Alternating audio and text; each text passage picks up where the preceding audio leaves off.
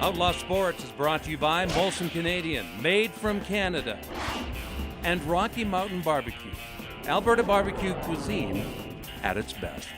Grant, I want to talk to you a little bit about a problem that, even though the Flames have been winning, it's one problem that I have seen over and over throughout this year, and that's addressing the traffic in front of the Calgary net. Goals the other night against Phoenix, there they were again. The goals they were giving up, they weren't clearing out the traffic. And then you add the people that are running the goaltenders this year or the last few games. Not just against the Flames, they're running them all over the NHL. But still, anyhow, the Calgary. Flames, there's nobody making them accountable for that. So you have to there's a little concern with that traffic in front of the Calgary goal right now. Who's going to do that though, Mike? And I've thought about this, and I said this at the very beginning of the season. My concern was this defense isn't very physical. Beyond Corey Sarich, who is too slow to play on an everyday basis, who's going to do that? They don't have anybody. They don't have anybody. What they have to do then is what I think Bouwmeester does sometimes is box them out, much like basketball. Box them out, because you're not going to be physical. Now, you can't be as physical as you once could be. You can't do the Brad McCrimmon on Craig Simpson where you just smash his back. Remember Doug Gilmour and Joe Nunez, these guys used to have a big spine protector go right down the back of their spine because they used to get the cross-check consistently from defensemen. They can't do that anymore. So it's more difficult to impede that forward coming at your goalie. Having said that, who's going to do that? Mark Giordano? No, I don't think so. Craig Butler? No, I don't think so. Brody? No. So that to me is a problem. It is.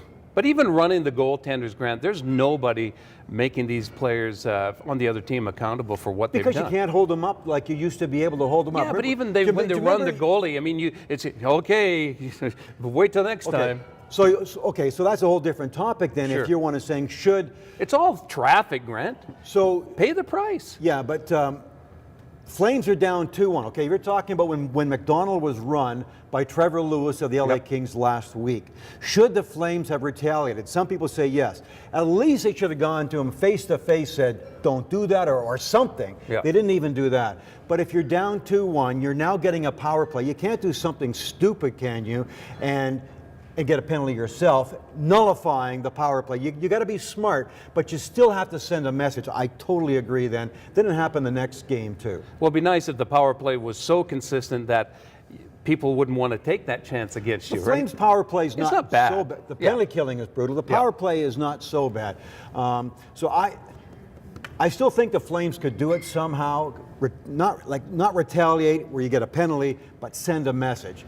Mike, they're the softest team in the NHL. They take the least number of penalties in the NHL. So what are we asking this team to do? Something they're not capable of, and that is getting PO'd at somebody. Yeah, get somebody in that can do that. Who's going to do it? Well, just find somebody, Grant. You got to pay that price. Akeem Alou. Yeah, do you think, well, he's not strong enough player to play full time, but he is the kind of guy that will get a message across, is he not? He doesn't fight. There's a misconception that he's a fighter. He only fought 7 times in the minors, but he runs around and agitates.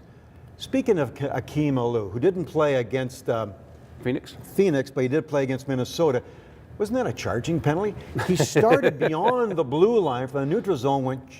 I mean, to me, that could be your video of what charging is, and he didn't get a penalty. I thought that was kind of strange. Made a lot of noise.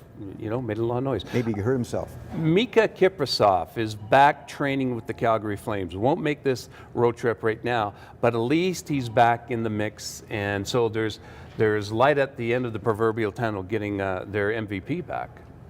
He wasn't that good before they went away. Before he went away, but you have perennial MVP. But you always have to, you have to expect him to be getting back to what he once was. And he puts him in a better position to succeed more nights than not. He's a better goalie than Joey McDonald. However, he's been fairly impressive too. So Mika's coming back. That'll give the Flames at least a chance to make a run for the playoffs. With Mika in goal, I think it can happen. If Bouwmeester, if Iginla, Camilleri, and Tanguay are flying and scoring, then I think the Flames are at least as good as they can be.